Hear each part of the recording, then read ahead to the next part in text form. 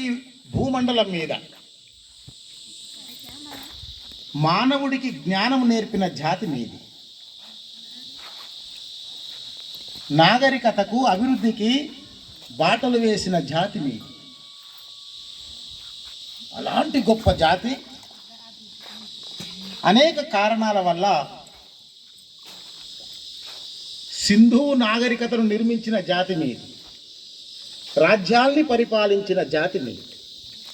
అలాంటి ఒక గొప్ప జాతి అనేక కారణాల వల్ల తిరిగి మళ్ళీ అడవుల్లోకి వెళ్ళాల్సి వచ్చింది. ఈ అడవులే జీవనాధారంగా మళ్ళీ జీవించడము, మైదాన ప్రాంతాలన్నీ అభివృద్ధి చెందడము, అటవీ ప్రాంతాలన్నీ వెనకబడిపోవడం అనేది జరిగింది. ఎప్పుడైతే మానవుడు అభివృద్ధికి దూరంగా ఉంటాడో, జ్ఞానానికి దూరంగా ఉంటాడో, సభ్య సమాజానికి దూరంగా ఉంటాడో, మెల్లమెల్లగా తన జ్ఞానాన్ని కోల్పోతూ ఉంటాడు. తన సద్గుణాల్ని, సదాచారాన్ని కోల్పోతూ ఉంటాడు.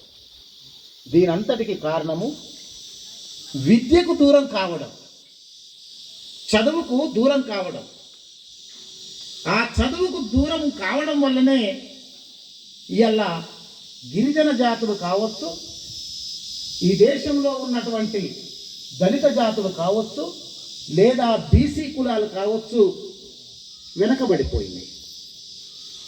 ఒకవేళ ఇప్పుడు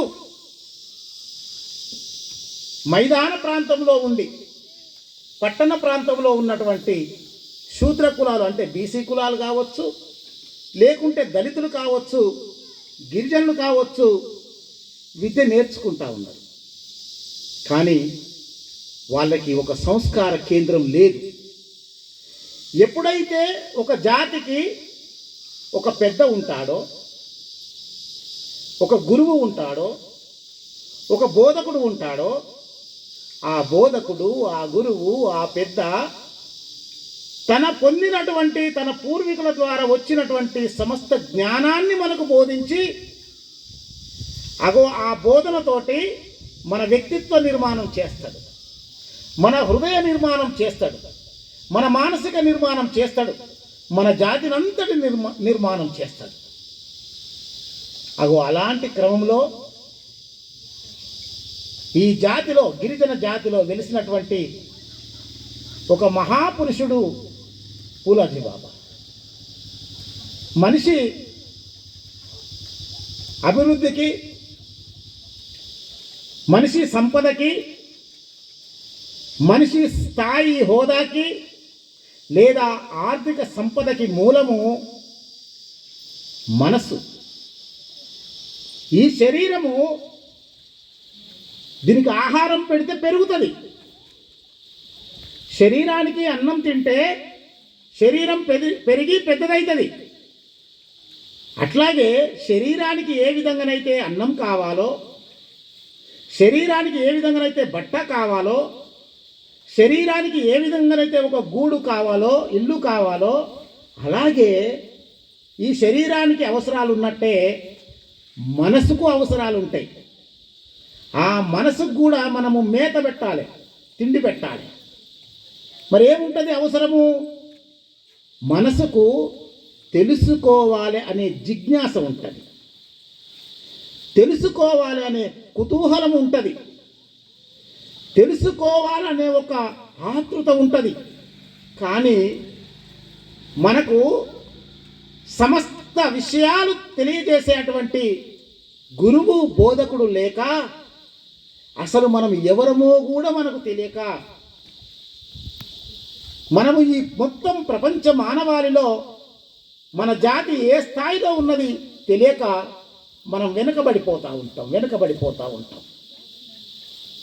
అలాంటి క్రమంలో ఈరోజు మీరు ఈ మారుమూల ప్రాంతంలో ఒక ధ్యాన కేంద్రాన్ని పెట్టుకొని మనసును పెంపొందించుకునేటువంటి ఒక కార్యక్రమాన్ని, మనసును వృద్ధి చేసుకునేటువంటి ఒక కార్యక్రమాన్ని, మనసును పెంపొందించుకునే ఒక కార్యక్రమాన్ని, మనసును వృద్ధి చేసుకునే ఒక కార్యక్రమాన్ని, మనసును నిర్మించుకునే ఒక కార్యక్రమాన్ని చేసుకుంటూ ఆ మనసులో ఉత్పన్నమయ్యేటువంటి కోరికలు, ఆ మనసులో ఉత్పన్నమయ్యేటువంటి వాంఛలు, ఆ మనసులో ఉత్పన్నమయ్యేటువంటి భావనలు, ఆ మనసులో ఉత్పన్నమయ్యేటువంటి ఉద్దేశాలు, ఆ మనసులో ఉత్పన్నమయ్యేటువంటి ఆశయాలు, లక్ష్యాలు, ఆ సమస్తాన్ని కూడా మీరు అర్థం చేసుకునేటువంటి ఒక గొప్ప వ్యవస్థను మీరు ఇక్కడ ఏర్పరచుకోవడము నిజంగా మైదాన ప్రాంతం వాళ్ళు కూడా మిమ్మల్ని చూసి నేర్చుకోవాల్సినటువంటి ఒక గొప్ప కార్యక్రమం ఇది. అందుకోసమనే చాలా సంతోషం అనిపించింది నాకు ఇక్కడికి రావడం. మీరు అర్థం చేసుకోవాలి, ఈరోజు మన అభివృద్ధికి, మన యొక్క అభివృద్ధికి చదువు చాలా అవసరం. చదువు లేకపోవడం వల్లనే మనం అభివృద్ధి చెందలేకపోతున్నాం. చదువు లేకపోవడం వల్లనే మనం అవకాశాలు పొందలేకపోతున్నాం. చదువు లేకపోవడం వల్లనే ఈ ప్రపంచంలో మిగతా సమాజాలు, మానవులు, మిగతా జాతులు లేదా కులాలు, మతాల ప్రజలు ఏ విధంగా వాళ్ళు కోట్లకు పడగెత్తి వాళ్ళు జీవిస్తూ ఉన్నారో మనము ఆ స్థాయికి వెళ్ళలేకపోతున్నాం. కాబట్టే మన జాతులలో పుట్టినటువంటి కొందరు మహనీయులు, మన జాతులలో పుట్టినటువంటి కొంతమంది జ్ఞానులు, మన జాతులలో పుట్టినటువంటి కొంతమంది ముని ఋషీశ్వరులు మన బాగు కోసం వాళ్ళు అనేక ఏర్పాట్లు చేశారు. అలాంటి మహనీయులలో ఈ భూమండలం మీద, అలాంటి మహనీయులలో మనకు అత్యంత ప్రధానమైన వాళ్ళు బాబాసాహెబ్ అంబేద్కర్, మహాత్మా జ్యోతిబా పూలే, వాళ్ళకంటే ముందు సంత్ రవిదాస్, సంత్ కబీర్ దాస్, వాళ్ళకంటే ముందు బుద్ధ భగవానుడు, ఇలా ఎందరో మహనీయులు పుట్టి భూమి మీద ఉన్న ప్రతి మానవుడు జ్ఞానంతో జీవించాలి అని మనకు ప్రబోధించారు. అలాంటి ప్రబోధించినటువంటి వాళ్ళు, జ్ఞానాన్ని ప్రబోధించినటువంటి వాళ్ళలో మనకు ప్రథముడుగా బుద్ధ భగవానుడు తోస్తాడు. ఆ బుద్ధ భగవానుడు ఈ ప్రపంచానికి అందించినటువంటి ప్రక్రియనే ధ్యాన ప్రక్రియ. మానవుడు తన శరీరం మీద మనసు పెడతాడు ఎక్కువ. పొద్దున లేచి నుండి ఈ శరీరానికి ముఖం కడుగుతూ ఉంటాడు, స్నానం చేస్తూ ఉంటాడు, చెమటొస్తే టవల్ బట్టి తుడుచుకుంటూ ఉంటాడు. ఇంకా ఈ శరీరంలో తయారైనటువంటి వ్యర్థాన్నంతా కూడా బయటకు పంపించి శుభ్రం చేసుకుంటూ ఉంటాడు. ఈ శరీరాన్ని అంత కేర్ఫుల్గా, అంత జాగ్రత్తగా మనము కాపాడుతూ ఉంటాం. అలాగే ఈ శరీరంలో అనేక రకాలైనటువంటి వ్యర్థాలు తయారైనట్లే మన మనసులో కూడా వ్యర్థాలు తయారైతాయి. మన మనసులో కూడా వ్యర్థాలు తయారైతాయి. ఏంటి అయ్యా వ్యర్థాలంటే? చెడు ఆలోచనలు, చెడు బుద్ధి, చెడు కోరికలు, చెడు ఆశయాలు, చెడు ఉద్దేశాలు, ఇవన్నీ మనసు లోపల ఉత్పన్నమవుతూ ఉంటాయి. అలాంటి చెడునైతే ఎవరైతే మన శరీరాన్ని సబ్బుతో కడుక్కొని శుభ్రపరచుకున్నట్టు మనసును కూడా ఆ మలినాలన్నిటినీ కడుక్కొని వాటిని అన్నిటిని తీసివేసి ఈ మనసును శుద్ధి చేసుకున్నవాడు మాత్రమే బుద్ధిమంతుడై సమాజంలో గౌరవం పొందుతాడని చెప్పేసి బుద్ధ భగవానుడు మనకు ధ్యానాన్ని అందించాడు. అగో అక్కడ మొదలైనటువంటి ధ్యానము ఇలా ప్రపంచమంతా కూడా మానవుడు మనశ్శాంతి పొందడాలంటే తన శ్వాస మీద ధ్యాస పెట్టుకొని నిశ్శబ్దంగా కొంతసేపు ధ్యానం చేయాలని చెప్తా ఉన్నారు. అమెరికా వాళ్ళు, ఆస్ట్రేలియా వాళ్ళు, రష్యా వాళ్ళు, జర్మనీ వాళ్ళు, మొత్తం భూమండలం మీద ఉన్న మానవులందరూ కూడా ఇవాళ ధ్యానం మీద ఎక్కువ శ్రద్ధ చూపిస్తూ ఉన్నారు. అలాంటి ధ్యానాన్ని ఎంత చదువులు చదవని, ఎంత సంపద ఉండని, ఎంతటి పెద్ద ఉద్యోగం అన్న చేయని, కానీ మానవుడికి మనశ్శాంతి లేకపోతే సంతోషం లేదు, తృప్తి లేదు, ఆనందం లేదు.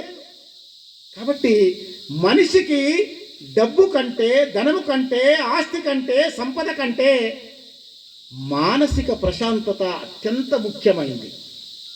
మనసు మంచిగా లేకపోతే చికాకు వస్తుంది. మనసు మంచిగా లేకపోతే ఏమీ తోచదు. మనసు మంచిగా లేకపోతే మంచి ఆలోచనే రాదు. మనసు మంచిగా లేకపోతే ఇతరులతోటి మనం ప్రవర్తించే తీరులోనే తేడా ఉంటుంది. కాబట్టి మనిషి సమస్త విషయాలకు మనసు మూలం. కాబట్టి మనిషి శరీరం కంటే, శరీర శుభ్రత కంటే, శరీర రక్షణ కంటే, శరీరం మీద పెట్టే ఇంట్రెస్ట్ కంటే మనసు మీద మనం ఎక్కువ ఇంట్రెస్ట్ పెట్టాలి. మనసు ఎట్లా పెంపొందుతుంది, మనసు ఎట్లా అభివృద్ధి చెందుతుంది, మనసు ఏ విధంగా మనము దాన్ని అభివృద్ధి చేసుకోవాలి అని ఎవరైతే పెడతారో వాళ్ళే ఈ సమాజంలో ఉన్నతంగా జీవిస్తారు, గౌరవంగా జీవిస్తారు, పేరు ప్రతిష్టలతోటి జీవిస్తారు, లేదా కీర్తి ప్రతిష్టలతోటి జీవిస్తారు. ఈ లోకమంతా మనల్ని చూసి మన మార్గంలో నడిచేటట్లు మనము ఈ భూమండలం మీద అత్యున్నతమైనటువంటి స్థాయిలోకి వెళ్తాం. అలా ఎవరైతే ఈ భూమి మీద పుట్టినటువంటి మహానుభావులు ఉన్నారో, మహాపురుషులు ఉన్నారో, అలాంటి కోవలోకి చెందిన వారే ఈ మహనీయులు. కాబట్టి పూలాజీ బాబాను ఎవరైతే అనుసరిస్తారో వాళ్ళ యొక్క మానసిక స్థితి చాలా ఉన్నతంగా ఉంటుంది. వాళ్ళ మానసిక స్థితి చాలా ప్రశాంతంగా ఉంటుంది. వాళ్ళ మానసిక స్థితి ఇతరులతోటి గౌరవాన్ని పొందే రకంగా ఉంటుంది. వాళ్ళను చూడగానే రెండు చేతులెత్తి దండం పెట్టాలనే భావన కలుగుతుంది ప్రపంచంలో. కాబట్టి మరి ఆ స్థితికి వెళ్ళాలంటే మనలో ఉన్నటువంటి దుర్గుణాలను, మనలో ఉన్నటువంటి అవలక్షణాలను, మనలో ఉన్నటువంటి చెడును అంతటిని తీసేయాలి. అందరినీ ఒకే భావనతో చూడాలి, అందరినీ సమభావనతో చూడాలి, అందరినీ ప్రేమించాలి, గౌరవించాలి. అలాంటి ఒక స్థితికి వెళ్ళగలిగితేనే ఇవాళ మనం పూలాజీ బాబా వారసులుగా ఈ భూమండలం మీద పరిడవిల్లుతాం. బుద్ధుడి తర్వాత సంత్ రవిదాస్ అనే అటువంటి ఒక మహారాజు బయలుదేరిండు ఉత్తర భారతదేశంలో. సంత్ రవిదాస్ మహారాజు ఆయన బోధనలు ఉత్తర భారతదేశంలో ఉన్నటువంటి చమార్లందరూ అనుసరించింది. ఇప్పుడు మీలాగనే అనుసరించింది. 14వ శతాబ్దం అంటే 600 సంవత్సరాల చిల్లర. ఇవాళ ఆయన వాక్యాన్ని, ఆయన సిద్ధాంతాన్ని అనుసరించిన చమార్లు ఇవాళ అమెరికాలో, రష్యాలో, జర్మనీలో, కెనడాలో, ప్రపంచ దేశాలల్లా కోటీశ్వర్లు, మిలియనీర్లు, బిలియనీర్లు పరిపాలకులైనరు. అంటే చెప్పులు కుట్టుకునే ఒక జాతి మన దగ్గర మాదిగలు అంటారు. చెప్పులు కుట్టుకునే ఒక జాతి ప్రపంచంలో అత్యంత సంపన్నులుగా డెవలప్ అయింది.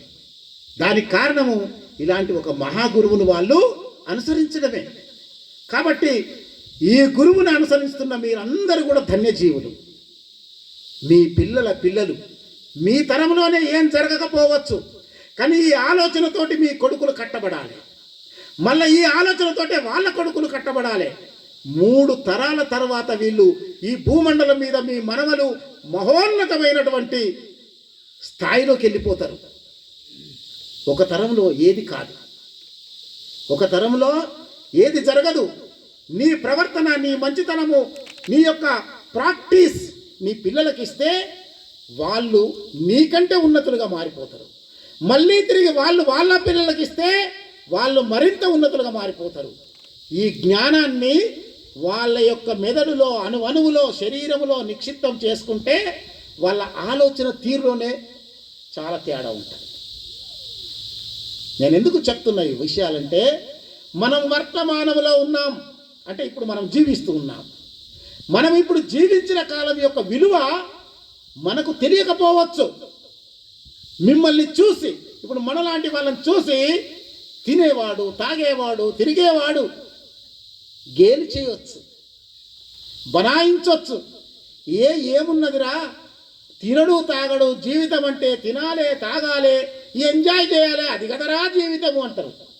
కానీ సంత రవిదాసు ఒక మాట అంటాడు, నువ్వు రోజు తాగావనుకో, రోజు నైట్ తాగితే తెల్లారే వరకు ఆ రిమ్మ దిగిపోతుంది. కానీ భక్తి అనే రసాన్ని నువ్వు ఒక్కసారి తాగి చూడు, నువ్వు మరణించే వరకు కిక్కునే ఉంటుందని చెప్పాడు. భక్తి రసం అంటే అంత గొప్పది. ఇవాళ మీరందరూ ఇక్కడ కూర్చొని ఎంత ఆనందంగా ఉన్నారు. ఫుల్ బాటిల్ తాగుతిస్తుందా ఈ ఆనందం? క్వార్టర్ తాగుతిస్తుందా? హాఫ్ తాగుతిస్తుందా? ఇవ్వదు. కానీ ఈ ఆనందం ఎంత అంటే జీవితకాలం మొత్తం ఉంటుంది ఈ ఆనందం. భక్తి రసం తాగమన్నాడు. ఈ మిగతా ఈ కళ్ళు లేకపోతే సారాయి ఆ రసాలు తాగకమని చెప్పాడు సంత్ రవిదాస్. ఆ బోధన చేస్తే వాళ్ళు ఉత్తర భారతదేశంలో ఉన్న చమార్లు ప్రపంచ మానవులుగా సుసంపన్నులుగా ఎదిగిపోయిన వాళ్ళు.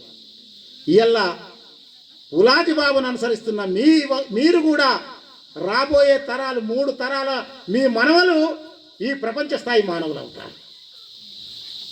అదే రోజు తాగి తిని ఈ శరీరం ఏది కోరుకుంటే అది తాగి, ఏది తినమంటే అది తిన్న వాళ్ళ యొక్క పిల్లలు మళ్ళీ అదే సాంప్రదాయాన్ని కొనసాగిస్తారు. దాంట్లో ఎక్కడ కూడా అభివృద్ధి ఉండదు, ఎక్కడా గౌరవం ఉండదు. అప్పటి మందం మజా చేస్తారు. కానీ ఇది 1000 జన్మలెత్తిన ఈ భక్తి రసము స్వీకరించిన వాడు ఆ మజానే వేరుంటుంది, ఆ ఆనందం వేరుంటుంది. 5 నిమిషాలు ధ్యానం చేయి, నువ్వు శ్వాస మీద ధ్యాస పెట్టు, ఎంత రిలాక్స్ అయిపోతావు, ఎంత ఆనందం అయిపోతాం. మౌనంలోకి వెళ్ళిపోతే మానవుడు పొందే ఆనందము దేనితోటి మనం పోల్చలేం. కాబట్టి మునులు, యోగులు, గురువులు, సమస్త జ్ఞానులందరూ కూడా ఈ భూమి మీద, ఈ భారత భూమి మీద ధ్యానాన్ని చేస్తూ జీవించారు.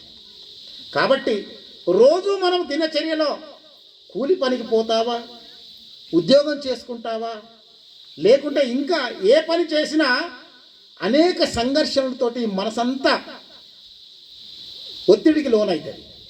పొద్దున రాక పని చేయాలి, ఇంటి సమస్యలు ఉంటాయి, భార్య పిల్లల సమస్యలు ఉంటాయి, ఆర్థిక సమస్యలు ఉంటాయి, లేదంటే మిగతా సమాజంలోకి మనం వెళ్ళినప్పుడు ఆయా మానవులతోటి పడే సంఘర్షణలు మనకు ఉంటాయి. అవన్నిటితోటి మనం మెదడు వేడెక్కుతుంది, విపరీతమైనటువంటి ఆలోచనలతోటి సతమతం అవుతూ ఉంటుంది. అప్పుడు ఒక్క 10 నిమిషాలు మనం ధ్యానంలో కూర్చో, ఈ సమస్త ఈ ఒత్తిడులన్నిటి నుండి మనం బయటపడతాం.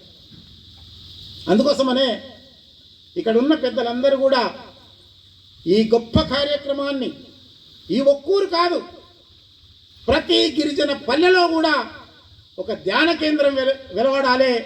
మొత్తం గిరిజనులు, చాలామంది ఏమనుకుంటారంటే గిరిజనులు అంటే అడవులలో పుట్టిన వాళ్ళు, అడవులలో పెరిగిన వాళ్ళు అనుకుంటారు.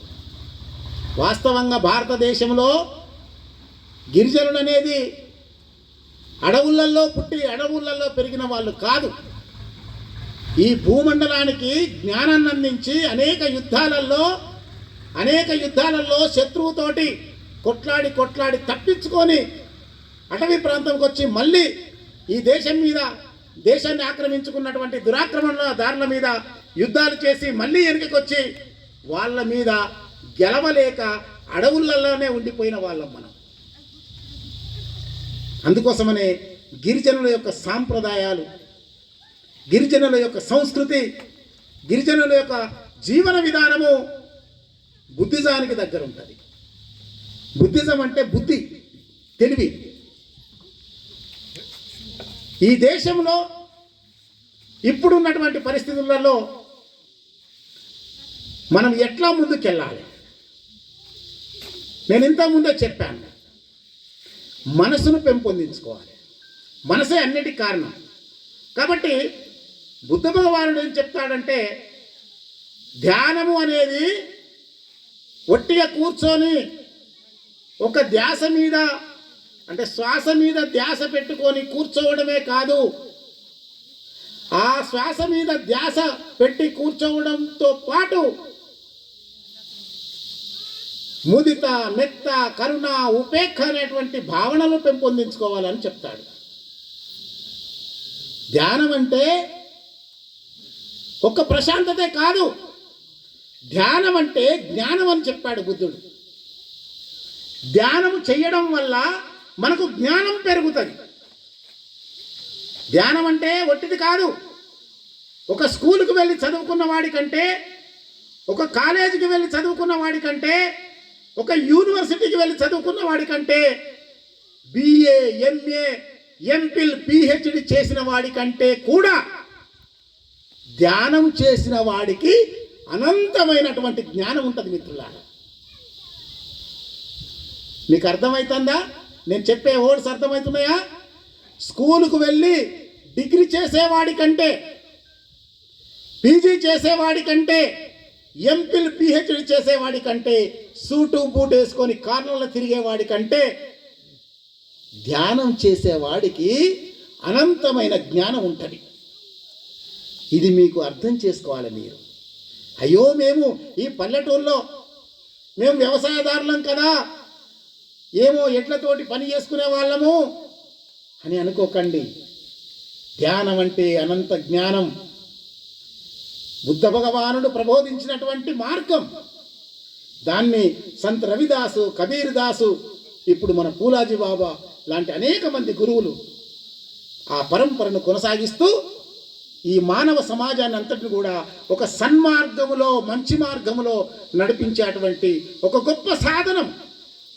ఆ సాధనాన్ని మనము సాధన చేయాలి. రోజు సాధన చేస్తూ ధ్యానం అంటే ఏంటిది, ధ్యానములో ఏ ఏ ప్రక్రియలు ఉన్నాయి, ధ్యానంలో ఏ భావన ఉన్నది, ఏ జ్ఞానం ఉన్నది, ధ్యానము ఎట్లా చేస్తే ఫలితం వస్తుంది ఎక్కువ, ధ్యానాన్ని ఎట్లా ప్రాక్టీస్ చేస్తే జ్ఞానం వస్తుంది, ఆ జ్ఞానం అనేది ఇప్పుడు నేను చెప్పిన డిగ్రీలు, పీజీలు, ఎంపీలు, పిహెచ్డీల కంటే ఎట్లా గొప్పగా ఉంటుందో ప్రతి ఒక్క ధ్యాని అంటే ధ్యానం చేసే జ్ఞాని మాట్లాడాలి. మరి ఆ స్థితికి కూడా మీ ధ్యాన కేంద్రం వెళ్ళాలని, మీ ధ్యాన కేంద్ర ప్రబోధకులు, గురువులు ఎవరైతే ఉంటారో ఈ మొత్తం సమస్తాన్ని నేను ఇప్పుడు అన్న మాటల్లోని అంతరార్థాన్ని పట్టుకొని ఒక ప్రయాణం చేసి మీ అందరికి కూడా అవన్నీ బోధించాలని. ఎందుకంటే మనము ధ్యానం గురించి ఒక పూటనో ఒక రోజు మాట్లాడుకుంటే ఒడిసేది కాదు. చాలా పెద్ద సబ్జెక్టు. బుద్ధ భగవానుడు 7 వారాలు ధ్యానం చేసి 49 రోజులు ధ్యానం చేసి జ్ఞానం పొందాడు. ధ్యానం చేస్తున్నామంటే మనము జ్ఞానం పొందాలి. ఏం జ్ఞానం పొందాలి? 10వ తరగతి చదువుకున్న జ్ఞానమా, లేకుంటే ఇంటర్మీడియట్ చదువుకున్న జ్ఞానమా, డిగ్రీ చదువుకున్న జ్ఞానమా, లేకుంటే పీజీ చదువుకున్న జ్ఞానమా, ఎంపీలు, పిహెచ్డి చదువుకున్న జ్ఞానమా అంటే వాటన్నింటికంటే ఉన్నతమైనటువంటి జ్ఞానాన్ని ఈ ధ్యానంతో పొందాలి. అంత గొప్పది ధ్యానం. మరి అంత గొప్ప దాని గురించి మనము ఒక గంటలో, ఒక పొంటలో, ఒక పూటలో మాట్లాడుకుంటే అయ్యేది కాదు. దానికి ఒక మంచి మనసుతోటి, ఒక ప్రశాంతమైనటువంటి హృదయంతో, ఒక భక్తి భావనతోటి కూర్చొని వారానికి ఒకసారి లేదా 15 రోజులకు ఒకసారి మీకు ఇక్కడ కార్యక్రమం ఎట్లా జరుగుతుందో కానీ ఒక పూటనైనా కూర్చొని ఒకటే మాట తీసుకొని ఆ మాటను పరిపరి విధాలుగా మనము దాన్ని మాట్లాడుకున్నట్లయితే మనకు మెల్లగా మెల్లగా మెల్లగా మెల్లగా మన జ్ఞానము వికాసం చెందుతుంది, మన మనస్సు బుద్ధి వికాసము చెందుతుంది. అప్పుడు మనము అతను డిగ్రీ చదువుకున్నా లేదా పిహెచ్డి, ఎంపీలు చేసిన వాళ్ళకంటే గొప్ప జ్ఞానాన్ని మనం పొందే అవకాశం ఉంటుంది. అందుకోసమనే మన భారతదేశంలో మునులు, యోగులు, మహర్షులు, ఇలాంటి మహాపురుషులు ఎంత పెద్ద గొప్ప రాజులైనా ఎంత పెద్ద గొప్ప చదువుకున్న వాళ్ళైనా వాళ్ళ పాదాలకు సాష్టాంగ నమస్కారం చేస్తారు. ఎందుకయ్యా? డాక్టర్లు వచ్చి నమస్కారం చేస్తారు, లాయర్లు వచ్చి నమస్కారం చేస్తారు, ఇంజనీర్లు, ప్రొఫెసర్లు, ప్రతి వాడు వచ్చి ఒక గురువు పాదాలకు నమస్కారం చేస్తారు. కారణం ఏంటయ్యా అంటే వాళ్ళకున్న సంపదకు జ్ఞానం కంటే 1000 రెట్లు వీళ్ళు సాధన ద్వారా పొందుతారు. ఏ చదువు ఉండవలసిన అవసరం లేదు. ధ్యాన సాధకుడికి ఏ చదువు ఉండాల్సిన అవసరం లేదు, ఏ పట్టా ఉండాల్సిన అవసరం లేదు. కానీ ఈ సమాజంలో ఉన్న నీతి, న్యాయము, ధర్మము, ఈ సృష్టిలో, ఈ ప్రకృతిలో, ఈ పంచభూతాలలో, ఈ విశ్వంలో ఉన్నటువంటి సమస్త జ్ఞానము ఆ ధ్యానులకు మాత్రమే అర్థమవుతుంది. అందుకోసమనే లాయర్లు, డాక్టర్లు, ఇంజనీర్లు, ప్రొఫెసర్లు, కలెక్టర్లు, ఇక్కడ ఉన్న ఎమ్మెల్యేలు, ఎంపీలు, ముఖ్యమంత్రులు, మంత్రులు, ప్రధానమంత్రులు వెళ్ళి ఇలాంటి ఒక యోగులు, మునుల యొక్క పాదాలకు సాష్టాంగ నమస్కారం చేస్తారు. అంత గొప్ప ప్రక్రియని ఇలా మీరు ఇక్కడ చేస్తున్నారయ్యా. చాలా గొప్ప విషయం ఇది. మీకు ఎంతవరకు అర్థమైందో నాకు తెలీదు. నాకు తెలిసిన జ్ఞానంలో ఇది మహాద్భుతమైనటువంటి ప్రక్రియ. ఇంతటి ప్రక్రియను మీరు కొనసాగిస్తున్నందుకు మీ జీవితం ధన్యమైపోయింది. మీ ప్రక్రియ చాలా గొప్పది. ఈ చుట్టూ ప్రాంతం అంతా కూడా ఇదొక వెలుగు రేఖ. అదంతా చీకటిగా ఉంది. ఎక్కడో మంచిర్యాల దగ్గర లాంటి ప్రాంతాలలో ఇలాంటి సెంటర్స్ ఉంటాయి, కానీ భక్తి భావన ఉండదు. ధ్యానానికి భక్తి భావన ఇక్కడ ఉంది. మంచిర్యాలలో చాలా యోగా సెంటర్స్ ఉంటాయి, ధ్యాన సెంటర్స్ ఉంటాయి. అక్కడ భక్తి ఉండదు. అక్కడ బాగా డబ్బున్నోళ్ళు, చదువున్నోళ్ళు, అరే పొద్దున్న రాక మనం ఉద్యోగానికి పోతున్నాం, మెదడంతా ఖరాబ్ అవుతుందని వచ్చి అక్కడ ధ్యానం చేస్తారు. కానీ మీ జాతిలో పుట్టినటువంటి ఒక మహాపురుషుల్ని వారసత్వంగా స్వీకరించిన మీరు అనంతమైన భక్తి శ్రద్ధలతోటి ఇలా ధ్యాన ముద్రలో కూర్చుండ్రంటే మీ యొక్క మనసు మీ తాత ముత్తాతల యొక్క వాళ్ళ DNA తోటి మీది యాక్టివేట్ అయిపోతుంది, లింక్ అయిపోయి ఇలా 1,00,000 సంవత్సరాల మీ పూర్వీకులను దర్శించే శక్తి ఇక్కడ ఉన్నది. అర్థమైందా నేను అన్నమాట? ఈరోజు మనమంటే ఎవరము? మనమంటే నేను అంటే ఎవరిక్కడ? ఈ శరీరమునేనా, లేదా ఈ శరీరాన్ని నడిపించే ఈ మనసు నేనా అంటే ఇది నేను కాదు. ఈ శరీరము నేను కాదు, నా తల్లి తండ్రి వాళ్ళిద్దరి రూపం ఇది. మరి వాళ్ళిద్దరు ఎవరు? వాళ్ళ తల్లిదండ్రి రూపం. మళ్ళీ వాళ్ళిద్దరు ఎవరు? వాళ్ళ తల్లిదండ్రి రూపం. అంటే ఈ శరీరము కొన్ని లక్షల తాత ముత్తాతల పరంపర నుండి వస్తుంది.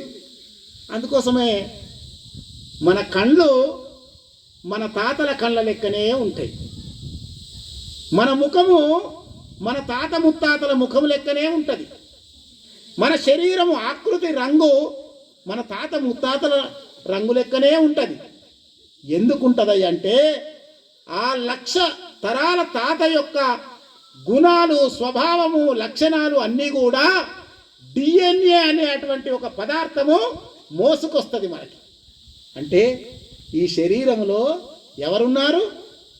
మన తండ్రి ఉన్నాడు, తల్లి ఉన్నది, తాత ముత్తాత 1000 సంవత్సరాల 1000 తరాల ముందు వాళ్ళ అన్ని జీవకణాలు ఈ శరీరంలో ఉన్నాయి. కాబట్టి నువ్వు మళ్ళీ ధ్యానంలోకి వెళ్ళగానే నీలోకి నువ్వు వెళ్ళిపోతావు. ధ్యానంలోకి వెళ్ళడం అంటే ఏంటిది? నీలోకి నువ్వు వెళ్ళిపోతావు. ఇప్పుడు మనలోకి మనం ఉన్నామా? లేము. మనం కళ్ళతోటి అందరినీ చూస్తూ ఉన్నాం. కళ్ళు మూయంగానే ఏం చేస్తాము? మనలోకి మనమే వెళ్ళిపోతాం. ధ్యానంలో ముందు ఈ మనసు ఏం చేస్తుంది? మన లోపల ఉంటుందా? ఉండదు. అక్కడికి ఉరుకుతుంది, ఇక్కడికి ఉరుకుతుంది, పొలం కాడికి పోతుంది, ఆ పట్నం పోతుంది, ఎక్కడికెక్కడ పోతుంది. దాన్ని ఏం చేస్తాం? మనం ధ్యానం ప్రారంభంలో తీసుకొని వచ్చి మళ్ళీ ఇక్కడ కూర్చోబెడతాం. మళ్ళా ఉరుకుతుంది, మళ్ళీ కూర్చోబెడతాము, మళ్ళా ఉరుకుతుంది, మళ్ళీ కూర్చోబెడతాం. ఒక పెద్ద పని అది. అట్లా చెయ్యగా చెయ్యగా చెయ్యగా మనసు కుదుటపడి మనము ధ్యానములో కూర్చున్న అర నిమిషం లోపల అది కేంద్రీకృతమైపోతుంది. ఎప్పుడైతే మనసు మన కేంద్రీకృతమైందో, మన ఆధీనంలోకి వచ్చిందో, మన మాట వినడం మొదలు పెడుతుంది. మనసు మన మాట వినడం మొదలు పెడితే మనకు ఈ సమాజంలో ఎవరితోటి గొడవలు రావు.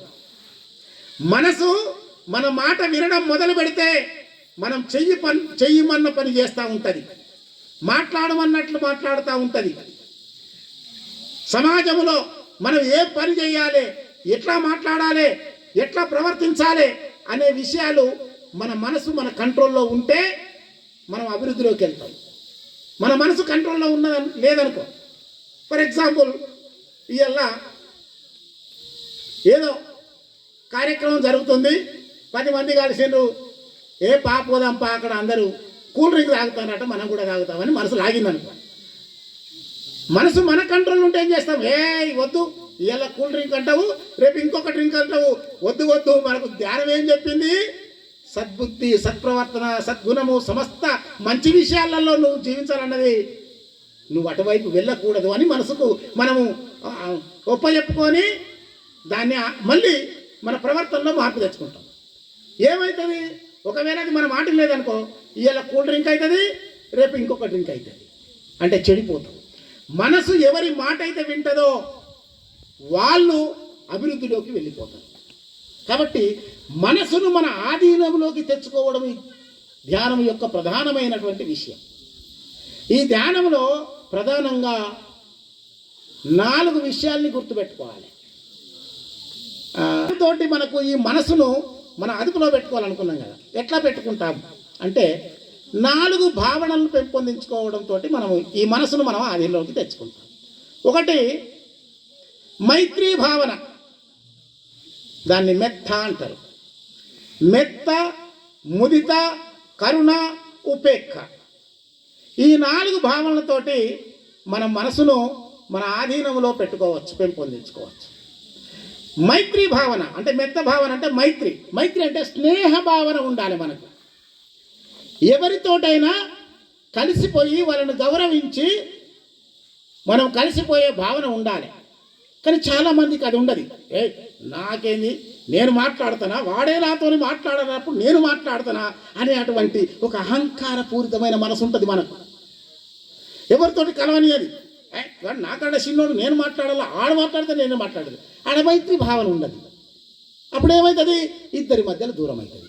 ఇది మన అభివృద్ధిని, మన మంచితనాన్ని చెడగొడుతుంది. కాబట్టి మనం అందరితోటి కలిసిపోవాలి. వాళ్ళు నా కులపోళ్ళ, వాళ్ళు నా పాలోళ్ళ, లేకపోతే వాళ్ళు నా మత పొల్ల, ఏ మతం అయితేమి, ఏ కులం అయితేమి, ఏ జాతి అయితేమి, అందరూ మానవులు కదా. మానవులతోటి మనం కలిసిపోయే భావన ఉంటే మనకు ఒక మంచి పేరు వస్తుంది, మంచి అవకాశాలు దొరుకుతాయి, మనం అభివృద్ధి చెందవచ్చు. మనల్ని అందరూ కూడా మెచ్చుకుంటారు, మనల్ని అందరూ కూడా ఇష్టపడతారు. మనల్ని అరే ఫలానా వాడు చూడ ఎంత కలుపుగోలుతనం ఉంటాడో, అందరితోటి ఆయిబాయిగా ఉంటాడని మనకు సమాజము ఒక గౌరవం ఇస్తుంది, ఒక గుర్తింపు ఇస్తుంది. కాబట్టి మనకు మైత్రి భావన పెంపొందించుకోవాలి మనసుతో. రెండవది ముదిత భావన, ఆనందం. మనిషి ఎప్పుడు ఆనందంగా ఉండాలి, నవ్వుతూ ఉండాలి, ఇతరుల యొక్క ఆనందంలో పాలు పంచుకుంటూ ఉండాలి. ఇక కొంతమంది ఎప్పుడు ఏదో పోడగొట్టుకున్నట్టు ఉంటారు, ఎప్పుడు ఏదో పోడగొట్టుకున్నట్టు మౌనంగా ఉంటారు, వాళ్ళతో మాట్లాడరు, వీళ్ళతో మాట్లాడరు. అట్లుండకూడదు. మానవుడు ఆనందంగా ఉండాలి, ఇతరుల యొక్క ఆనందంలో పాలు పంచుకుంటూ ఉండాలి. అలాంటి భావనతోటి మన మనసును పెంపొందించుకోవాలి. తర్వాత ఉపేక్ష భావన ఉండాలి మనకు. ఉపేక్ష అంటే ఉపేక్షించాలి. ఏదన్నా జరిగిందనుకో, ఎవరితోటో అనుకోకుండా ఓ మాట పెరిగింది, ఓ మాట అనుకున్నాం, అది మన మనసులో పెట్టుకోవద్దు. అరే ఫలాని వాడు నన్ను దూషించిండు, ఫలాని వాడు నన్ను తిట్టాడు, ఫలాని వాడు నాకు నష్టం కలిగించాడు అనేది మనసులో పెట్టుకోకూడదు. లేకపోతే నా కొడుకు నన్ను గిట్ల అన్నాడు, వాడు ఇలా నా కడుపులో పుట్టి నన్ను అంత అనటోడైందా వాడు అని మనసులో పెట్టుకోకూడదు. ఏదో పిల్లగాడు చిన్నోడు వానికి తెలియదు, ఆ వయసులో ఉండగా నేను కూడా గట్టడే అన్నానని మనమే మన మనసును కంట్రోల్ చేసుకొని దాన్ని మనం వదిలేసేయాలి. లేకపోతే ఏమవుతుంది, నా కొడుకు నన్ను ఇట్లా అంటాడా, నా కొడుకు నన్ను అట్లా అంటాడా అని 10 మందికి చెప్తాము. దాని పెద్ద లొల్లి తయారు చేసి ఇంట్లో అశాంతిని రేపుకుంటాం. ధ్యానం చేసే వాళ్ళు ఈ ఉపేక్ష భావనను కలిగి ఉండాలి. అంతేకాకుండా కరుణా భావనను కూడా కలిగి ఉండాలి. కరుణించాలి అందరినీ. చెడు చేసిందనుకో, ఎవరన్నా మనకి ఎవడన్నా చెడు చేశారనుకోండి, ఏమనుకోవాలి మనము, ఆ చెడు జరిగిందంటే నేను కూడా కారణమే ఉన్నా.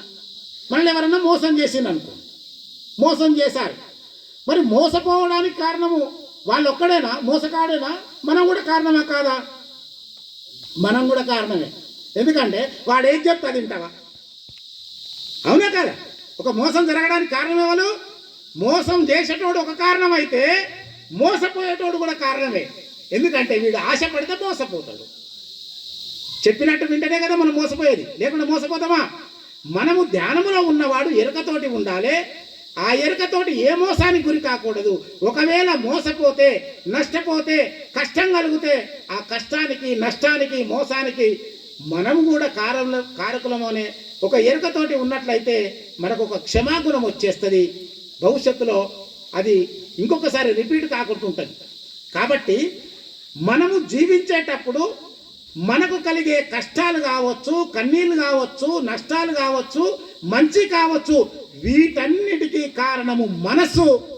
ఆ మనసును పెంపొందించుకోవాలన్నా, మనసును వృద్ధి చేసుకోవాలన్నా, మనసును నిర్మించుకోవాలన్నా, మనసును మనము నిర్వహించుకోవాలన్నా వీటన్నిటికీ మూలము ధ్యానం అని తెలియజేస్తూ, ఇంత గొప్ప ప్రక్రియను ఈ ప్రాంతంలో మీరు నడిపిస్తున్నందుకు మీ గురువుల గారికి, దాంట్లో ఈ జీవన విధానంలో మీరు ప్రయాణిస్తున్నటువంటి మీ అందరికీ కూడా పేరు పేరున జై గురుదేవ్ తెలియజేస్తూ ముగిస్తున్నాను.